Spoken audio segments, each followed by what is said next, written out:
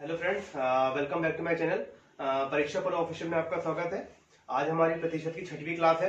इसको बढ़िया तरीके से करेंगे जो क्वेश्चन अपन कंटिन्यू कर रहे थे। लेकिन सबसे पहले अपन ने कहा था बेस फ्रैक्शन को, ठीक है। तो बेस फ्रैक्शन को मैं बोलते जा रहा हूँ, आपको मन में भी क्या करना है, एक बार रिविजन करना है, ठीक है। जैसे 1/2 कितना था, 50%। 1/3 33, 1/3%। 1/4 25%। 1/5 20%। 1/6 16 2/3%। 1/7 14 2/7%। 1/8 12 1/2%। 1/9 11 1/9। 1/10 10%, ठीक है। 1/11 9:1/11%। 1/12 8 सही 1/3। 1/13 7:9/13। 1/14 7 1/7। 1/15 6:2/3। 1/16 6:1/4। 1/17 5:15/17%। 1/18 5:5/9%, ठीक है। और कितना 1/19 5:5/19%। और 1/20 कितना था 5%। और हमने कुछ फ्रैक्शन और बताए थे कि 1/24 4:1/6%। 1/30 3:1/3%। और 1/40 2:1/2%। और 1/50 2%, ठीक है ना। ये हमने कुछ फ्रैक्शंस हमने याद किए थे और आप भी प्लीज उनको बार बार रिवीजन करें क्योंकि अर्थमेटिक पोर्शन की जान है, ठीक है। इनको बढ़िया तरीके से अगर बेस फ्रैक्शन याद होंगे तो सवालों में कहीं ना कहीं हम बढ़िया से इस्तेमाल कर रहे होंगे, ठीक है। आइए हम क्लास की पहली सवाल पे आते हैं। यदि किसी वृत्त की त्रिज्या को 20% बढ़ा दिया जाए तो क्षेत्रफल में प्रतिशत प्रभाव ज्ञात करें। इंग्लिश मीडियम वाले छात्र क्या बोलेंगे, ये जो वृत्त है ना, ये क्या है, सर्कल है, ठीक है। अब क्या क्वेश्चन क्या बोल रहा है, यदि किसी सर्कल में की त्रिज्या मींस रेडियस में 20% बढ़ा दिया जाए तो क्षेत्रफल में प्रतिशत प्रभाव ज्ञात करें। आप मुझे बताएं कि वृत्त का क्षेत्रफल क्या होता है। तो आपके मन में आएगा वृत्त का क्षेत्रफल होता है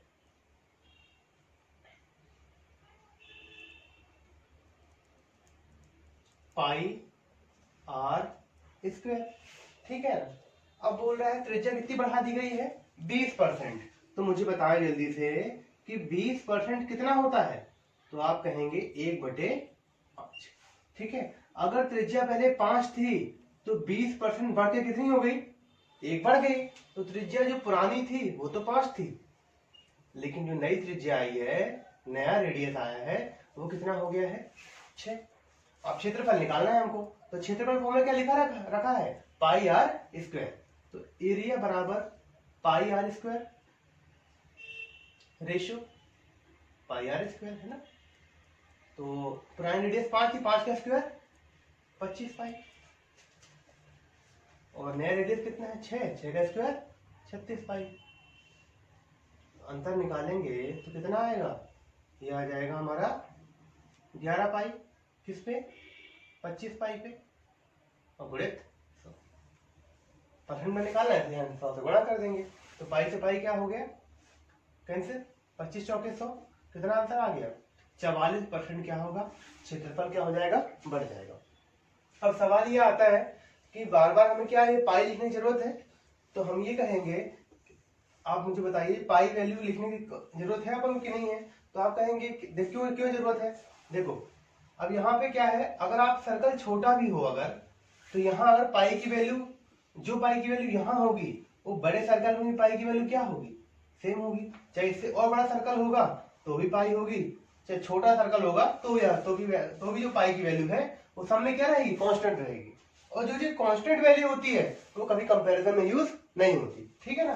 तो अगर हम पाई यहाँ ना भी लिखें तो कोई फर्क पड़ता है क्या, यहाँ पाई, क्योंकि पाई से पाई क्या हुआ, कैंसिल हुआ। और ये पाई अपने आप में क्या है, कांस्टेंट वैल्यू है, हमेशा सेम रहेगी। तो अपन ऐसा भी कर सकते थे कि अगर हम पाई कांस्टेंट मान लें तो फॉर्मूला सब क्या लिखेंगे, आर का स्क्वायर, ठीक है ना। बस 5 का स्क्वायर कितना हो गया 25, 6 का स्क्वायर 36 और 11 का अंतर आ गया किस पे, 25 पे। तो 100 पे कितना अंतर आ गया हमारा 44%, ठीक है ना। तो जब हम कंपैरिजन वाले क्वेश्चन करते हैं तो हमें कांस्टेंट वैल्यू, रियल वैल्यू और क्या फ्रैक्शन वैल्यू का उपयोग नहीं करते, हम सिर्फ परसेंटेज से क्या करेंगे इसको इस्तेमाल करके आंसर निकाल सकते हैं। आइए आगे सवालों को देखते हैं। देखिए दोस्तों, एक कॉन्सेप्ट ये है कि जब भी हमें कंपैरिजन करना होगा, तुलना करना होगा, तो हमें कभी भी रियल, कांस्टेंट या फिक्स वैल्यू की आवश्यकता नहीं होती। जब भी हमको आंसर किस में निकालने होंगे, परसेंटेज में निकालने होंगे कि कितना प्रतिशत इंक्रीज हुआ, है ना, और कभी भी हमको आंसर फ्रैक्शंस में निकालने होंगे और रेशियो में निकालने होंगे। तो यहाँ पे हमें कभी भी इन चीजों की जरूरत नहीं पड़ती। जैसे अभी हमने पिछला क्वेश्चन देखा तो उसमें हमने ये देखा कि यार जो पहले जो क्षेत्रफल था वो 25 पाई था, और जो नया क्षेत्रफल आया वो कितना हो गया, 36 पाई। तो यहाँ पे मैंने क्या कहा, इस शब्द पे गौर करिएगा, कभी भी रियल, कांस्टेंट या फिक्स वैल्यू की आवश्यकता नहीं होती। अब हम इससे कंपैरिजन कर रहे थे, कितना क्षेत्रफल बढ़ा, तो यहाँ जो कांस्टेंट वैल्यू है वो क्या है, पाई। तो पाई का इस्तेमाल हमें करना है कि नहीं करना, तो ये मैंने यहाँ लिख दिया है। जब भी हम कंपैरिजन कर रहे हैं तो कभी भी कांस्टेंट या फिक्स वैल्यू की आवश्यकता नहीं होती। तो पाई अपने आप में क्या है, एक कांस्टेंट है, ये फिक्स वैल्यू है, तो इसका उपयोग अगर हम ना भी करें तो भी आंसर हमारा क्या आएगा, सेम आएगा। बात समझ में आई। सवाल क्या है, यदि लंब वृत्तीय बेलन की त्रिज्या को 40% बढ़ा दिया जाए और इसकी ऊंचाई को 37 सही 1/2% घटा दिया जाए तो प्रतिशत परिवर्तन ज्ञात करें। क्षेत्रफल में कितना परिवर्तन आएगा।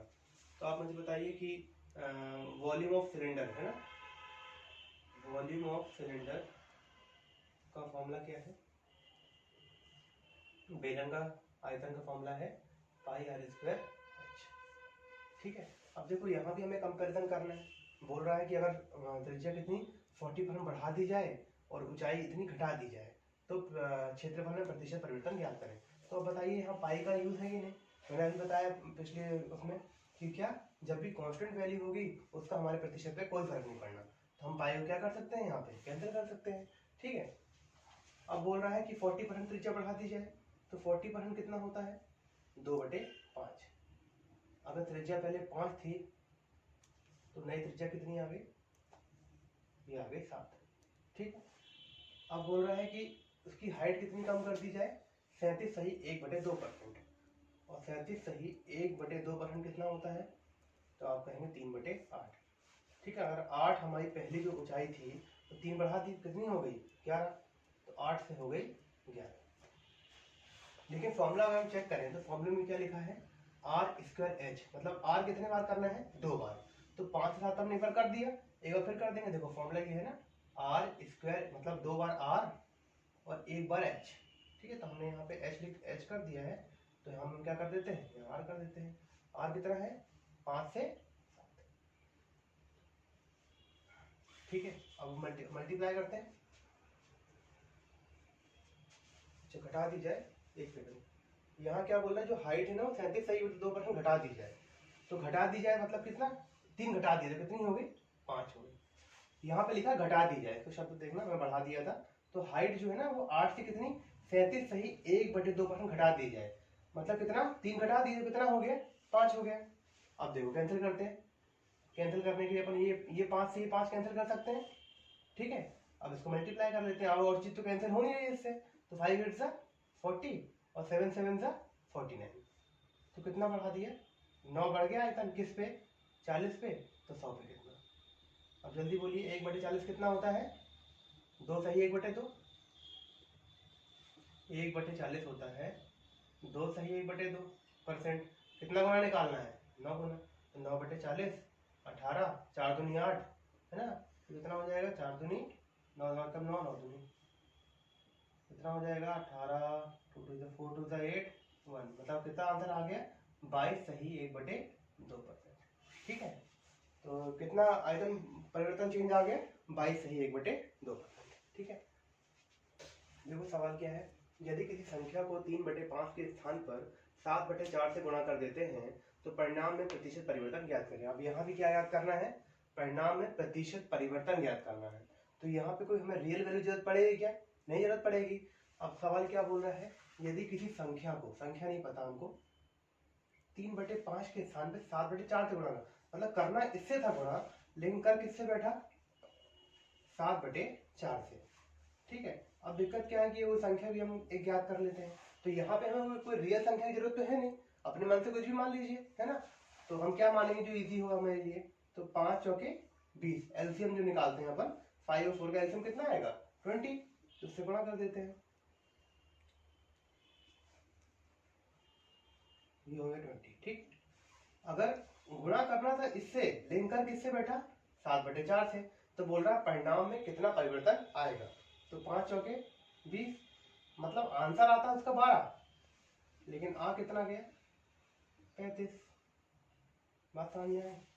तो कितना चेंज आ गया, तो आप कहेंगे ये चेंज आ गया हमारा 35 - 12, 23 का परिवर्तन आ गया किस पे, 12 पे।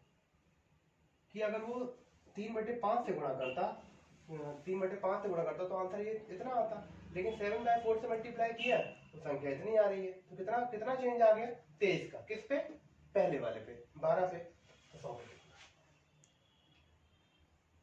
कैसे करेंगे, 24 - 1/12 गुणित 100, कितना हो जाएगा ये 200%, माइनस 1/12 गुणित 100, ये कितना होता है, ये हो जाएगा 1/12 में, जल्दी बोलिए कितना होगा, 8 सही 1/3%।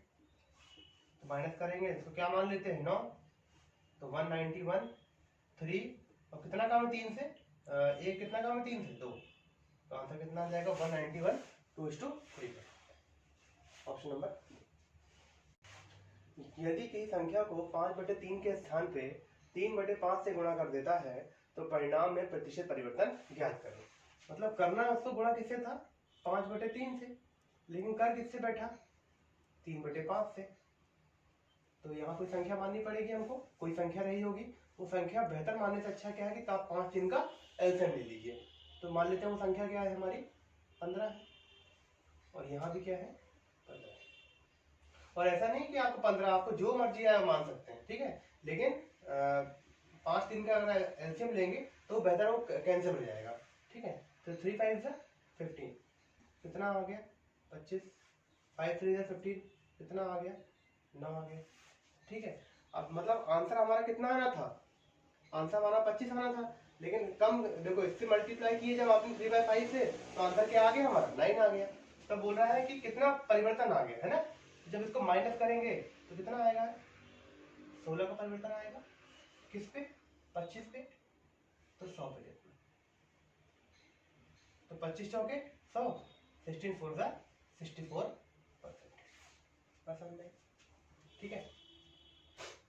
देखिए यदि किसी संख्या को 4/3 के स्थान पर 3/4 से गुणा कर देते हैं तो परिणाम में प्रतिशत परिवर्तन ज्ञात करें। यदि किसी संख्या को हम 4/3 के से मल्टीप्लाई करते हैं, लेकिन कर किससे बैठे 3/4 से, तो कोई नंबर मान लेते हैं, 4 3 के एलसीएम कितना आ गया 12 आ गया, यहाँ भी 12 से गुणा कर देंगे, 3 4 × तो अगर 4/3 से बच्चा गुणा करता की संख्या को तो 16 आंसर आता, लेकिन आ कितना गया 9 आ गया, तो कितना कम आ गया, तो आप कहेंगे 7 कम आ गया, किस पे, पहले वाले पे, सही वाले पे, तो 100 पे, ठीक है। 1/16 होता है 4 सही, सॉरी 6 सही 1/4%, किससे गुणा कर देंगे 7/16 से, 7 6 × 42, 7 1 7 4, तो 42 प्लस 1 सही 4 4 3 7, तो 43:3/4% क्या होगा उसका आंसर हो जाएगा, तो ऑप्शन नंबर। देखिए सवाल, चीनी का दाम 16 सही 2/3% बढ़ जाता है तथा परिवार की खपत भी 20% कम हो जाती है, तो कुल खर्च में प्रतिशत परिवर्तन ज्ञात करिए। और देखिए अब यहाँ भी क्या है, प्रतिशत परिवर्तन ज्ञात करना है, तो आप बताइए यहाँ पे कोई चीनी का ओरिजिनल मूल्य की जरूरत है क्या हमको, नहीं। तो मैंने क्या बताया था, जब भी आपको परिवर्तन निकालना हो तो आपको कांस्टेंट वैल्यू रियल वैल्यू से कोई मतलब नहीं होता, आपको यहाँ इस बात से कतई मतलब नहीं होना चाहिए कि चीनी का मूल्य अभी क्या चल रहा है, 40 रुपए किलो 50 रुपए किलो, क्योंकि सवाल में से इतना लिखा है कुल खर्च में प्रतिशत परिवर्तन ज्ञात करें, और जब भी आंसर प्रतिशत परिवर्तन में निकालना होगा तो हमें रियल कांस्टेंट और रेशियो वैल्यू की जरूरत नहीं पड़ती। बात समझ में आई। अब वो क्या बोल रहा है, चीनी का दाम कितना बढ़ गया 16/2/3% बढ़ गया, तो 16/2/3% कितना होता है, ये इंक्रीज हुआ है, मतलब 1/6।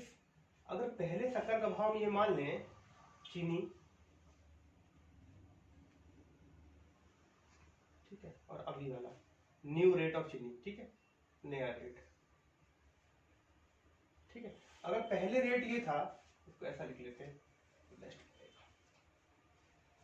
अगर पहले रेट कितना था 6 रुपए, अगर पहले भाव चीनी का 6 रुपए प्रति केजी था तो नया भाव कितना हो गया, बोल रहा है बढ़ गया 1 रुपए, मतलब 16.2/3% बढ़ गया, मतलब बड़ा है कितना, अगर 6 रुपए मान लें शक्कर का भाव तो एक बढ़ गया तो कितना हो गया 7 रुपए प्रति केजी हो गया।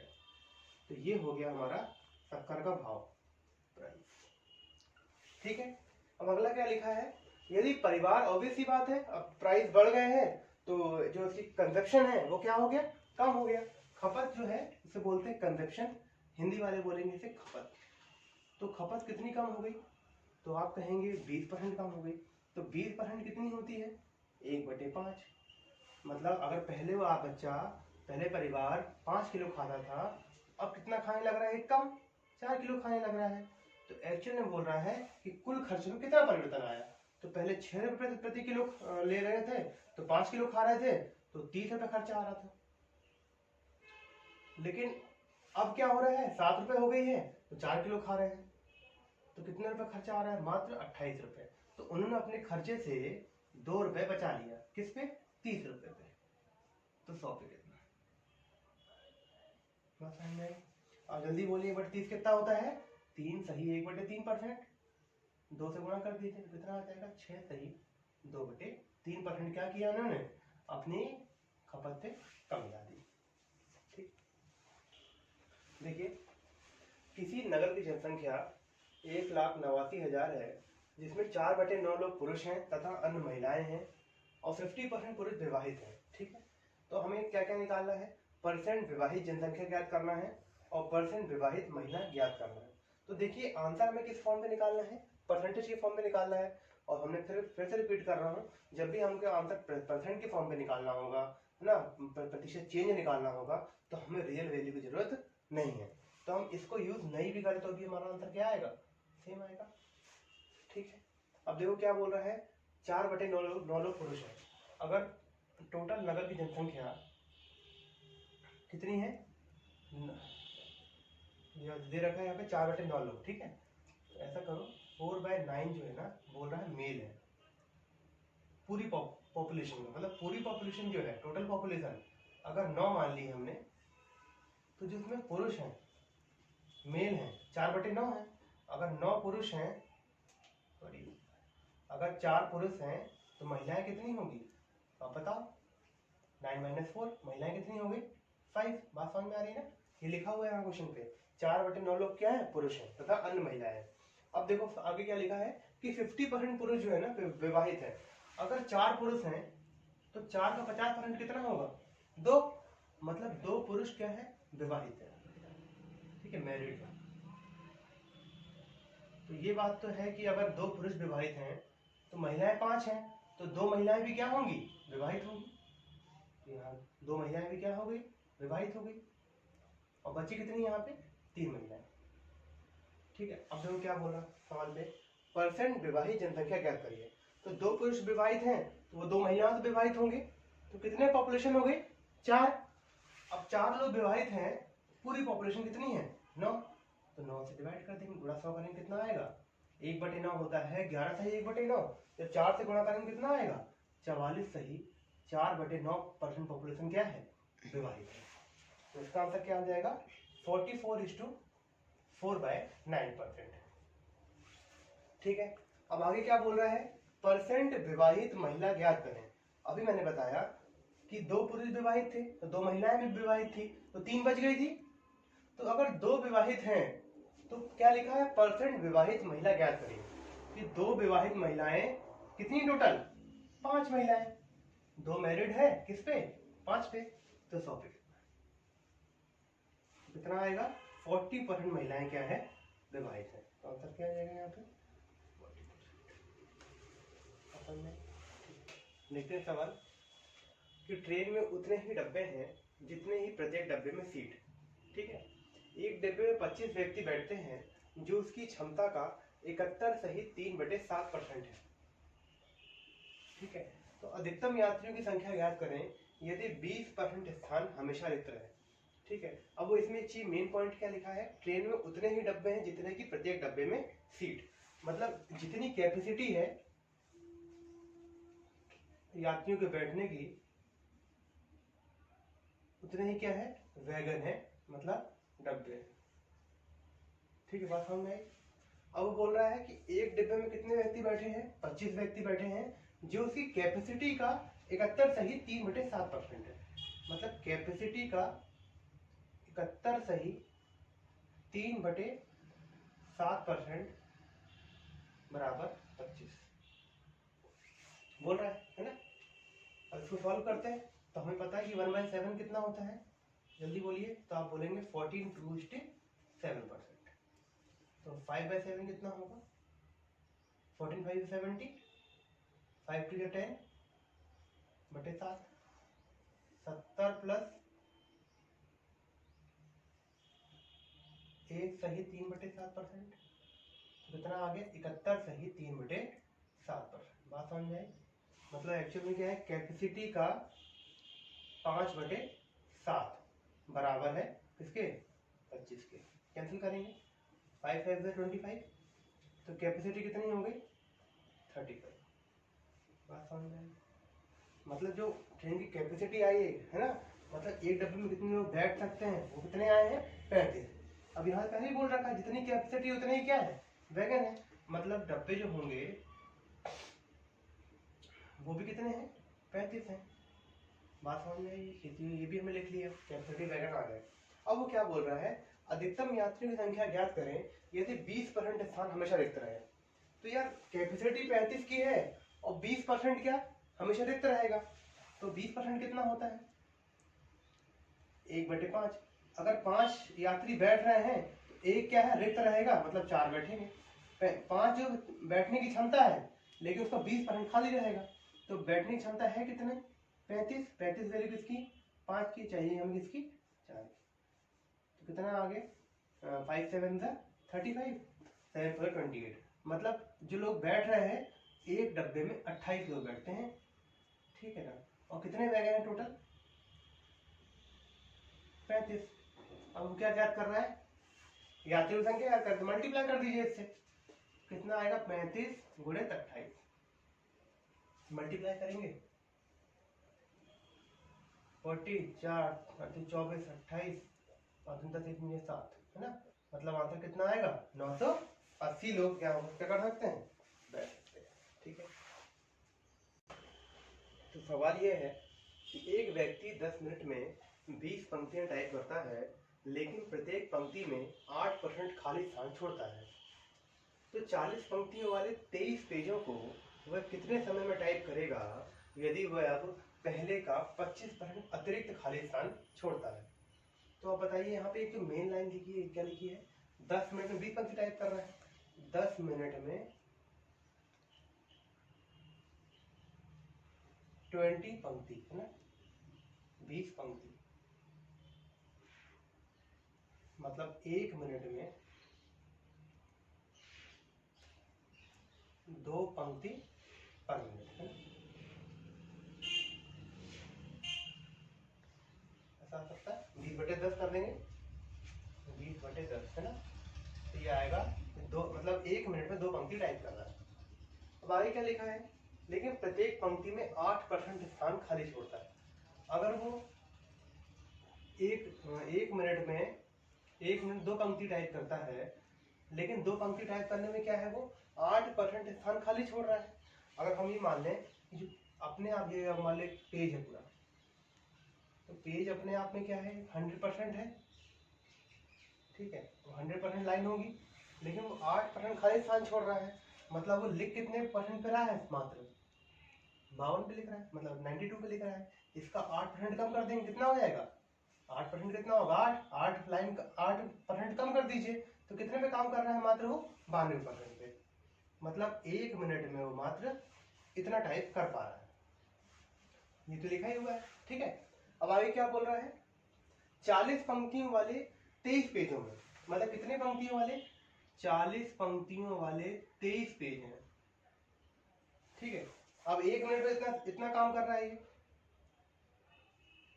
2 × 92। अब 40 पंक्तियों वाले 23 पेजों में कितने समय में टाइप करेगा, यदि वो पहले का 25% अतिरिक्त खाली स्थान छोड़ रहा है, तो पहले वो छोड़ रहा था 8%, तो 8% अपन अगर 8 छोड़ रहा था पहले, तो उसको 25% अधिक, मतलब कितना हो जाएगा 25%, इसका निकालेंगे 1/4, कितना आ गया 2, मतलब 2 अधिक, मतलब अब कितना छोड़ रहा है, पहले 8 छोड़ रहा था, अब छोड़ रहा है 10, मतलब काम कितने में कर रहा होगा, पहले करना था 100% पे, अब कर रहा है मात्र काम वो 90 पे। बात समझ में आई? पहले वो लाइन छोड़ रहा था 8%, तो 92% पे काम कर रहा था, लेकिन अपने क्या कर दिया 25% अधिक लाइन छोड़ रहा है, तो पहले 8% लाइन कम छोड़ रहा था, तो उसका 25% अधिक कितना हो जाएगा 2, तो 100 पे अब कितना छोड़ने लग रहा है, 10 कम कर दिया, कितना आ गया 90, मतलब 90 पे अब वो क्या कर रहा है, काम कर रहा है। तो हम किससे मल्टीप्लाई करेंगे, 90% काम कर रहा है, और 1 मिनट में कर कितना रहा था, 2 गुणित 92, मल्टीप्लाई करेंगे 23 चौके 92 और 0, 2 4 8, 2 5 10, मतलब 450 मिनट लगेंगे उसको 40 पेज वाले 40 पंक्ति वाले 23 पेज को टाइप करने में। ठीक है, कहाँ है 450। देखिए सवाल क्या है कि पी क्यू से 6 गुना है, पी क्यू से 6 गुना है, बताइए क्यू पी से कितना % कम है। जो पी है वो क्यू से कितना गुना है, 6 गुना है। इसका मतलब ये है कि पी अपॉन क्यू की वैल्यू जो होगी, अगर पी 6 गुना है तो ए क्यू कितना है, मात्र 1 है। अब बताइए, बोल रहा है कि बताइए क्यू पी से कितना % कम है, तो क्यू पी से जो बोलता है वो नीचे किससे बोल रहा है, ये लाइन इंपॉर्टेंट है, क्यू पी से, तो नीचे क्या आएगा पी, कितना कम है भाई, ये 1 है, ये 6 है, तो 5 कम है, और % पे निकालना है, मल्टीप्लाई कितने कर देंगे 100 से, 1/6 कितना होता है 16 सही 2/3, अब 5 से मल्टीप्लाई करेंगे, 16 पंचे 80, 5 दूनी 10, 10 3 में कितना हो जाएगा आंसर 83 सही 1/3। ये हमारा आंसर क्या हो गया। देखिए सवाल क्या है, एक मजदूर एक सप्ताह में 60 घंटे काम करता है तथा 24 रुपये प्राप्त करता है। यदि प्रति घंटे वेतन 40% बढ़ जाता है तथा कार्य का समय 16 सही 2/3% कम हो जाता है, तो आय में प्रतिशत परिवर्तन ज्ञात करिए। ठीक है ना, तो यहाँ भी क्या पूछा है, आय में प्रतिशत परिवर्तन, तो जब प्रतिशत परिवर्तन ज्ञात किया है तो हमें क्या, ये रियल वैल्यू से कोई काम नहीं। ठीक है, अब आगे बढ़ते हैं। यदि प्रति घंटे वेतन कितना बढ़ गया 40%, तो 40% कितना होता है 2/5। अगर पहले वो 5 रुपये प्रति घंटे कमाता था, अब वो कमा रहा है 7 रुपये प्रति घंटे। बात समझ में आई? लेकिन बोल रहे हैं जो कार्य का समय है वो कितना कम हो गया, 16 सही 2/3%, मतलब 1/6।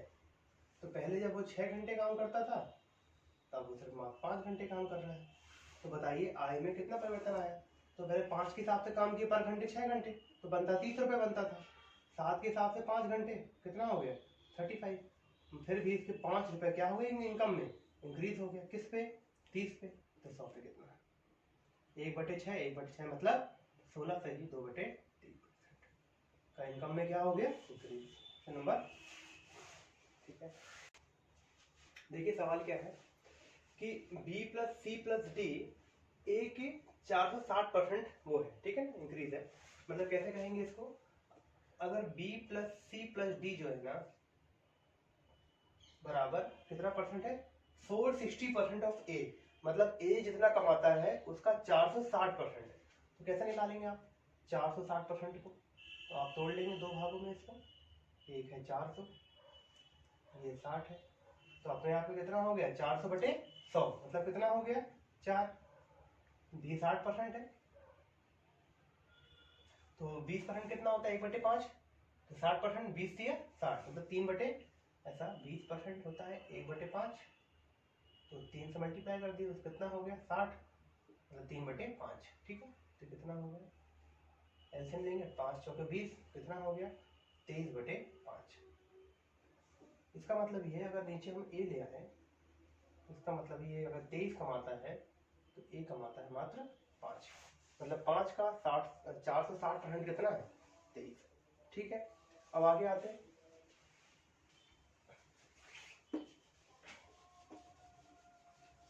आगे क्या लिखा है, जितना A + C + D कमाते हैं वो बी का कितना परसेंट है, 366.66। तो 366.66, इसका मतलब क्या है, 300 अलग, 300% अलग और 66.66% अलग, ठीक है। तो ये 3 हो गया। आप बताइए इसका मतलब क्या है, 66 सही 2/3%, ठीक है। 1/3 कितना होता है, 33 1/3%। 1/3 होता है 33 1/3%। 2 से गुणा कर देंगे, कितना आ गया, 66 सही 2/3, ठीक है। तो 3 + 2/3 कर देंगे, 9 + 9 2 11, तो 11 बटे कितना आ गया, ठीक है। समझ में आई बात। अब आगे देखते हैं। जो सी है वो मात्र कमा रहा है a + b + d का 40%। 40% कितना होता है, 2/5। अगर ये 5 कमा रहे हैं, ये मात्र कमा रहा है 2, ठीक है। अब आप ये लिखा है लास्ट पॉइंट पे कि a + b + c d मिलकर कमाते हैं 5600 रुपए। बताइए डी कितना कमाता है, ठीक है। तो यहाँ हमने देखा यार 23 और 5 28, 14 और 5 2 7, यहाँ 28 14 और 7 आ रहा था। तो हमने क्या किया, इनका एलसीएम लिया, कैसे, इन दोनों जोड़ लिया करिए। तो कितना आ जाएगा, 28, 11 और 3 14, 5 और 2 7। तो 7 14 28 का एलसीएम कितना आएगा, 28। तो यहाँ 28 का नहीं लिखा, किससे मल्टीप्लाई करना पड़ेगा, 2 से। और यहाँ मल्टीप्लाई करना पड़ेगा आपको 4, ठीक है। 7 चौक 28, 14 28, 28 तो पहले था। तो ये फ्रैक्शन तो 28/5 ही रहेगी। लेकिन अगर आपने यहाँ 2 से गुणा किया है तो 2 से यहाँ भी गुणा करना पड़ेगा। तो 22 बटे कितना आ गया, 3 दूनी 6, 4 दूनी 8, 5 चौके 20। आप देखिए सब में 28 बन चुका है। जब 28 बन गया है तो हमें एक ही समझ में आई कि ए का आया, अगर ए 5 कमाता है तो बी 6 कमा रहा है, सी कमा रहा है 8। और टोटल हमने कितना माना है एलसीएम, टोटल माना है एलसीएम 28, मतलब 28 सब मिलके कमा रहे हैं। बात समझ में आई। अब देखो यहाँ पे क्या, ये 23। अब देखो यहाँ पे ए कमा रहा है 5, बी 6 और सी 8। इनको ऐड करो, 5 6 11 और 11 8 19, टोटल कितना है 28। तो डी का मान कितना आ जाएगा, इसको माइनस करेंगे, कितना आ जाएगा 9, मतलब डी का आ गया 9। अब वो बोल रहा है 5600 रुपए जो है ना वो तीनों का है। तो 56 से वैल्यू कहाँ से आती है, हमेशा क्वेश्चन से। है कितना टोटल 28, किसका निकालना है 9, 28 दूनी 56, मतलब जो डी कमाता है वो है मात्र 1800 रुपये। तो डी का कितना हो गया 1800, ठीक है। आज की क्लास को इतने रखते हैं, नेक्स्ट क्लास में कंटिन्यू करेंगे। और प्लीज़ चैनल को लाइक करें, शेयर करें, सब्सक्राइब करें। थैंक यू, धन्यवाद।